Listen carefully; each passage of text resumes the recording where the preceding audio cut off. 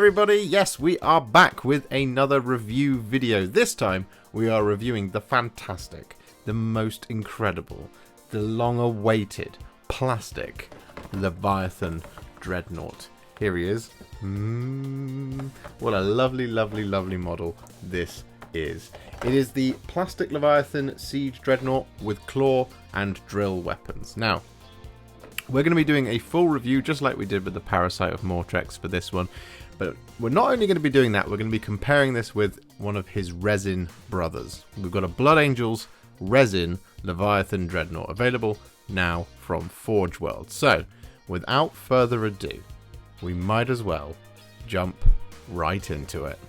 And as always, do consider leaving a like on this video to let me know that you like this type of content, and also to let YouTube know that I'm doing good stuff. It really helps the channel out, and if you want to help out the channel even more, do consider hitting that subscribe button just down there. You see it? Just down there?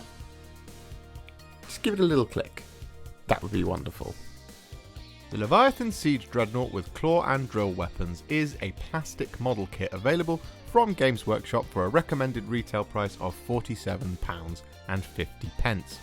This kit comprises 153 plastic components and is supplied with a Citadel 80mm round base, as well as a Legiones Astartes vehicle transfer sheet containing 44 optional markings and icons for the Sons of Horus and Imperial Fist's legions. This miniature is supplied unpainted and requires assembly. It is recommended that you use Citadel plastic glue and Citadel paints. However, if you have your favourites from alternative suppliers, they will suffice to build and paint this model. For those of you who are wondering where the guns are, well, they are available from Forgeworld. However, I would recommend waiting, as we have this article from Warhammer Community showing off the plastic version with the guns, and as if that wasn't enough, there's this little tidbit on the Games Workshop website about the ranged weapons frame. So we know it's definitely coming. We just don't know when, as of the recording of this video. Our Blood Angels Leviathan Dreadnought in resin is available from Forgeworld for a recommended retail price of £58.50. And, well, you don't get the weapons. So you don't get the Storm Cannon or the Claw included here. You have to purchase those separately. It is a kit that consists of 27 components, with 4 of these being optional weapons. So the 2 that you put on there makes it 6. So actually it's 21.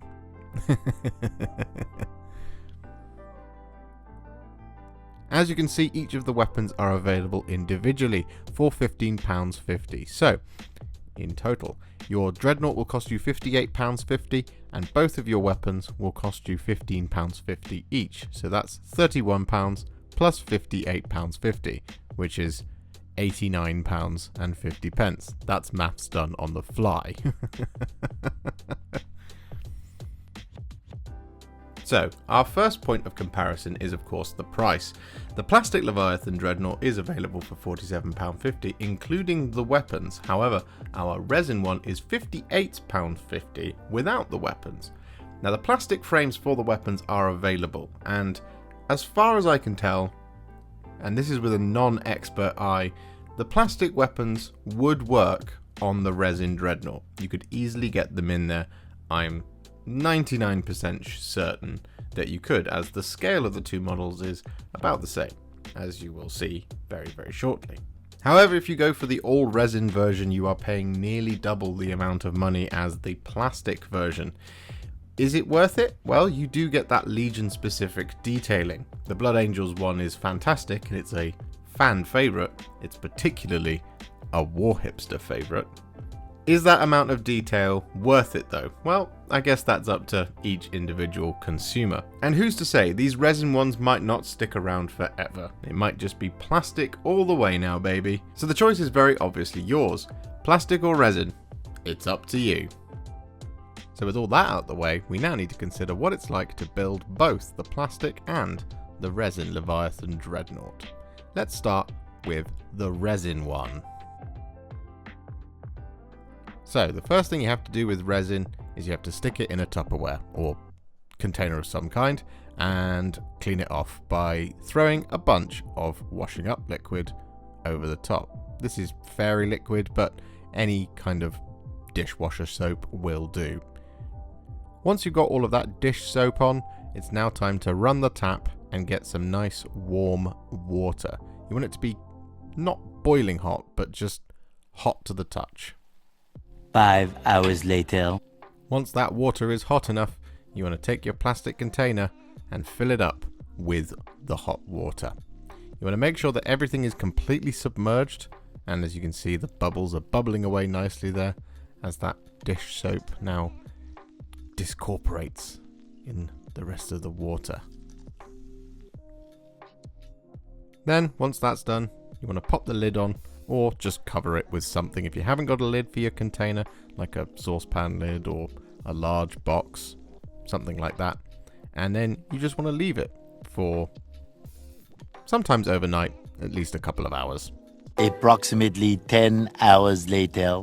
Once that's been left for a little while, you want to take a soft toothbrush, just a disposable toothbrush will do, and give it a good scrub over some warm water. You could fill the basin up if you wanted to and do it in that, but this way you rinse off all of that dish soap, make sure that there's no residue on there, and give it a really, really, really good scrub. And you're going to do this for every single piece. Now again, as I said, you could just fill up another container with warm water and dunk it in there and leave it for a little while just to let it kind of all lift off, but this is the best way of doing it I've found in all my many years of working with Forgeworld resin. So get scrubbing. Whilst we're waiting for all that resin to dry, it's time to look at the Plastic Leviathan Dreadnought sprues. There are 4 of them in total. So we have our first one here, we have our second one just here, we have our third one just here like this, and we then have our fourth one as well. That's a lot of components. With 153 plastic components, you know there's going to be a bunch of steps in this. Each foot comprises of at least 3. The legs themselves, or rather the knee plates, are at least 5, 6, 7 pieces, and the hip joints come in at least 2. The waist comes in at 3 or 4, and it all goes together however you like, essentially. There's no kind of pins and stuff to keep them in place, so there's a lot of flexibility in the kit in terms of being able to build him dynamically so that he's moving or standing very, very still. The body is the same. It comes in a number of different components, as you can see before you. You do get those optional heavy flamers and twin-linked Volkite calivers as well in this kit, which is awesome.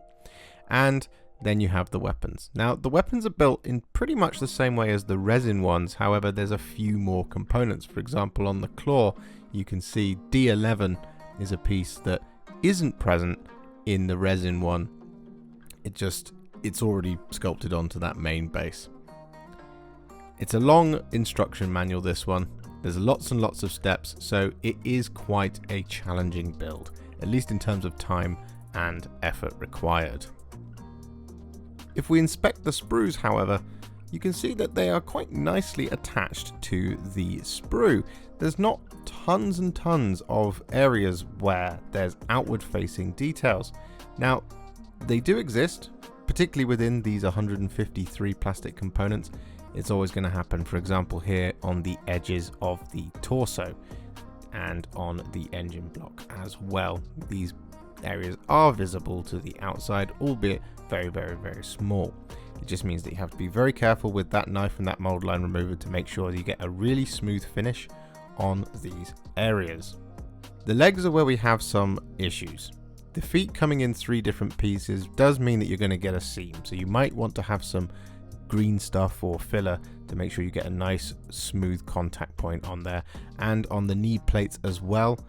Frustratingly, they are attached to the sprue in an outward facing capacity. It does mean, again, you have to be very careful with that mold line remover and that knife. Another point of interest on the weapons is to make sure that if you are building the siege claws, the contact points on the sprue are on the outside of the blades as well. So do just ensure that you're getting a nice smooth finish on those, because you'd hate to have clip marks or extra flash showing on those outside details. Otherwise, this kit is very nicely put together, and there aren't that many of these areas, which gets a big, big thumbs up from me for Games Workshop. The only thumbs down, as far as I'm concerned, is that the head is in 2 pieces. It does mean there will be a seam up the middle on the head. It's just annoying. Heading over to the resin kit then. As you can see, there are 27 components, which means there is a lot less to build. However, we are working with resin, and that means that it's going to be slightly more frustrating to work with, as we have to use super glue, and it's quite brittle and hard and not very easy to work with. The instructions are, let's say, sparse, but that's because of the amount of components. With only 27 components in there, of which 6 are optional in pairs, as you can see denoted by the blue there, the instructions are very, very, very, very simple. It's just piece here, piece here, piece there, piece there. The hardest part is building the legs and the waist, because superglue takes a little while to dry and it's prone to sagging, which mine did after I'd built it, but you'll see that all a little bit later. Let's have a closer look at the bits then. As you can see, these are highly detailed, wonderful resin pieces, and in terms of attaching to the runoffs, or resin sprues for lack of a better word, they are all attached very nicely. They are all internally placed areas, as you can see there on that side bit and on the main body. All of the kind of runoff attachments at the back, they are at the back, so they will be covered by the engine block. Any seams on either side of that, they will be covered by these kind of shoulders, for lack of a better word. All in all, it's very, very, very high quality, and there aren't any kind of imperfections on mine. There weren't any air bubbles, but that is something that you can run into. So if you do have them, you'll have to get in touch with Games Workshop to see if you can replace it, or just use a little bit of green stuff to fill any gaps that might be caused by a slightly inconsistent resin pour. And so both our dreadnoughts, after a day in a heat wave of scraping and mold line removing and clipping and sweating and swearing and crying, they are both fully assembled, as you can see. Now, in terms of blemishes, the resin one doesn't have any outward facing ones, at least as far as I couldn't deal with after all that building and assembling. The plastic one, on the other hand, doesn't have kind of really bad blemishes, but in this pre-primer state, as you can see on those shin pads and the back of the legs, there are those very obvious areas where I've had to very carefully scrape away with the mold line remover and the knife, which, you know, it can be a little tricky to do. That's why I would suggest that actually building of the plastic one was a little bit more difficult than the building of the resin one. However, resin has its own challenges with superglue. As you can see, the resin one seems to sit a little bit lower than the plastic one, and this is because, as mentioned, my resin one sank a little bit whilst it was drying with the glue on. It could have stood as tall as the plastic one, of that I have no doubt in my mind, and as you can see, there's really no difference in terms of scale between the two, which is fantastic to see, that the plastic one hasn't suddenly been upgunned and the resin one looks small and puny in comparison. It's very, very, very well done by Games Workshop. Big thumbs up from my perspective for that one. Popping outside to do some priming, I decided to use the new White Scar primer from Games Workshop, and spoiler alert, just like everybody else has said on the internet, White Scar primer is really, really, really good. Really, really nice and easy to use on this tactical, very high-tech box that you can see that I'm spraying these models on. It's a great primer to use. The only thing I would suggest is maybe using Grey Seer instead, because there isn't a White Scar base paint. It's only in layer paint, and I'm not the biggest fan of the White Scar layer paint. A base paint would be awesome. Once they're both primed, however, there's no telling a difference between plastic or resin. And boom, obviously there is a massive difference here. We have a Sons of Horus Plastic Leviathan Dreadnought, and we have our Blood Angels Resin Leviathan Dreadnought. Painting these is, well, it's like painting any Space Marine. It's fun, it's quick, it's simple. Ultimately, particularly in the Blood Angels case, it's 1, 2, 3, 4, 5 colours. Sons of Horus, it's 1, 2, 3, 4, 5 colours. Nice and simple. Now, all you Space Marine painting fans out there, you'll know that you can make it more difficult or you can make it less difficult. Ultimately, the painting is entirely up to you. However, these were painted using the new contrast paints, and when it comes to painting anything Blood Angels now, Bile Red is just a fantastic experience on any model, particularly these large open flat spaces. It's then shaded with Agrax Earthshade, but we're not going to go into it in too much detail. You of course can check out the how to paint these Leviathan Dreadnoughts videos that will be available or are currently available on the YouTube channel as well. So, final verdict then on plastic versus resin. Honestly, it's a tricky one. You see, the plastic kit is plastic. It's fantastic, and it's incredible that we have a plastic Leviathan Dreadnought. I honestly never thought I'd see the day when this would happen, but it has happened, and we have a plastic version of this now. It's such a chunky kit, it's such a lovely big presence model that it's easy now to, well, for any hobbyist, for 40k or for Horus Heresy, to have, you know, a couple of these. It's not, you know, too much of a kind of price sink in order to do that, which is just, you know, it's super consumer friendly. It's awesome for hobbyists the world over to be able to finally own one of these bad boys. The resin one is fantastic as well because, well, I'm a big Blood Angels fan and I have a Blood Angels Leviathan Dreadnought. The extra areas of detail on the kit are just, well, they're super Blood Angels, which is really, really just exactly what you want from such a thing. Maybe we'll see plastic versions of these.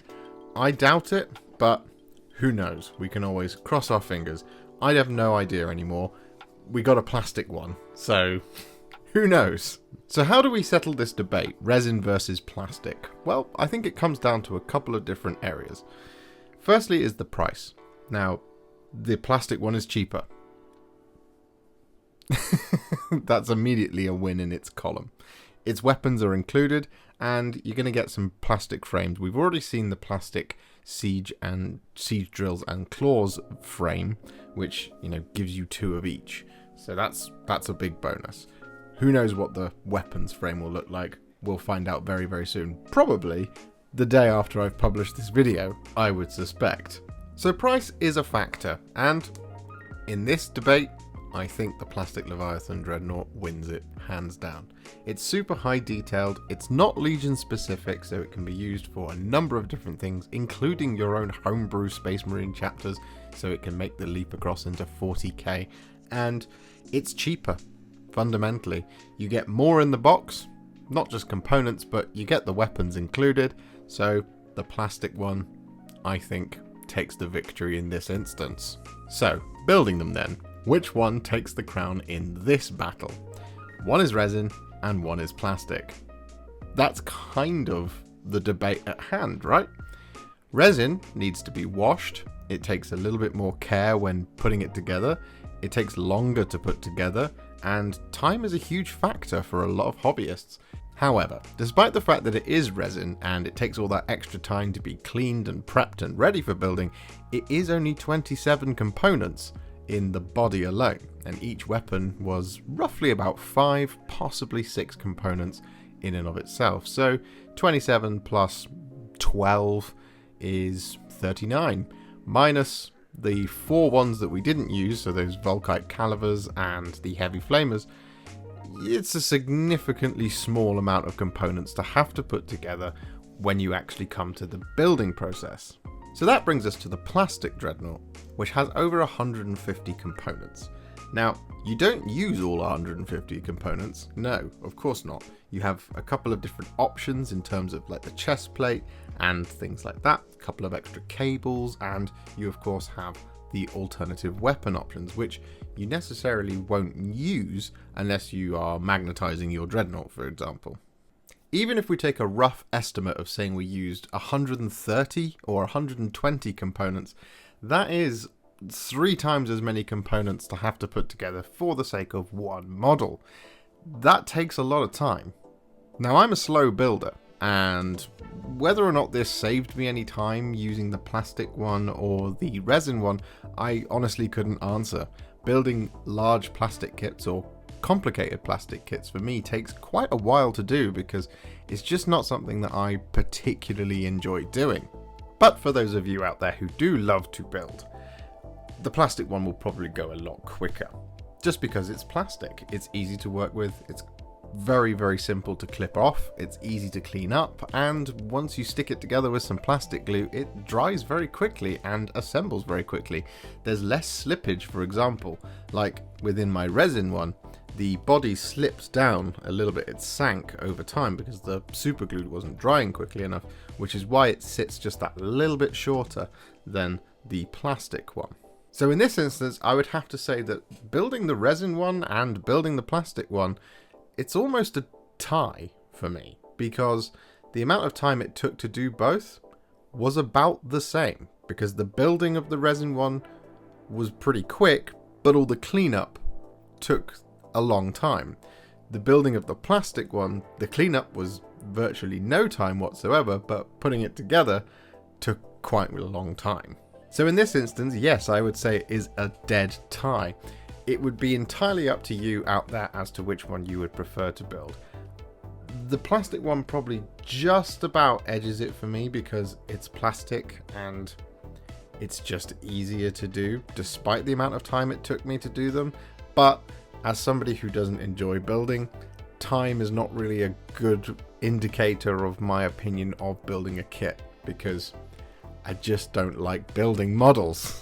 Painting both of them was nice and simple. They're big, they're open, and it's quite easy to get your brush in and around all the nooks and crannies, which is just something that is always a plus when you're painting something of this size. And when it comes to painting something that is as finely detailed as a resin kit, being able to get in and around it is a really big plus. So ultimately, painting, it's another tie. So by that logic then, it means that the plastic dreadnought is the one that I would recommend that you buy. It's cheaper, it's easier to build / work with in terms of using your plastic glue, and painting it is a lot of fun. With it being plastic as well, for those of you out there who do like to kit bash, you could get some of your Legion detail in there should you want it by opening up that bits box of yours, but you know, that's not for everybody. But it is a lot easier to do that on a plastic piece than it is a resin piece. So with the plastic kit edging it, how would we rate it on the Land Rider scale? Well, it's a dreadnought. It's a Plastic Leviathan Siege Dreadnought, so it's gotta have 8 Land Raiders out of 10. I think that seems fair, don't you? Which would mean that I would give the Blood Angels one a 7.9 Land Raiders out of 10, just because there's not much in it, but the price is a big factor, and obviously the type of materials that you're working on are a big factor. So that's it, guys. Thank you so much for watching. I hope you enjoyed this video. This video came together quite slowly over the last couple of days because it began in a heat wave. It reached over 40 degrees in this office, which is why the backgrounds of things changed a lot. It's why we were on the table downstairs and not the entire time up here on my usual painting desk. So a bunch of footage did not make any sense. It did not make it into the video, but I hope you enjoyed it nonetheless, and I hope you enjoy whichever dreadnought you choose to purchase, or indeed if you're still thinking about purchasing one at the end of this video, that this video did in fact help you with that decision. Thank you so much for watching. I'll see you all next time. Happy wargaming. If you enjoyed this video, you love the channel, and you want to support me further like these legends and bosses on the screen before you, you can do so. Head to patreon.com/Warhipster or head to ko-fi.com/Warhipster. Alternatively, you can now become a YouTube channel member by heading to the channel page and clicking on the join button just here, exactly like these awesome folks have done. And if you just want to shoot me a little thanks just because you really love this video, you can click on the thanks button just below this video. Don't forget to share it, like it, comment on it, and don't forget to subscribe to the channel. And to make sure you stay up to date, don't forget to click the bell icon. Thank you so much for watching, and I'll see you all very soon in the next one. Happy wargaming.